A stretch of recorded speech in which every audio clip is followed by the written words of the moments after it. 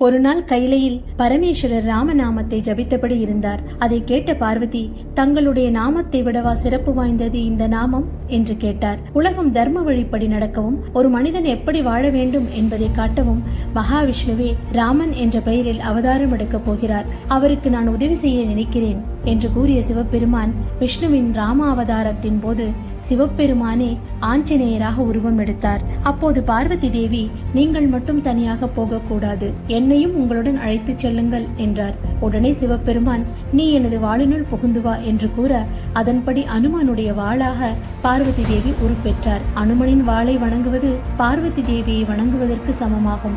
ஆஞ்சநேயர் வாளில் நவகிரகங்களும் ஐக்கியமாகி இருப்பதாக மற்றொரு ஐதீகம் உள்ளது. எனவே ஆஞ்சநேயரின் வாளின் நுனியில் சந்தனம் குங்குமம் பொட்டிட்டு ஒரு மண்டல காலம் தொடர்ச்சியாக பூஜை செய்து வணங்கி வருவது நவகிரகங்களை ஒரு சேர வணங்குவதற்கு ஒப்பாகும்.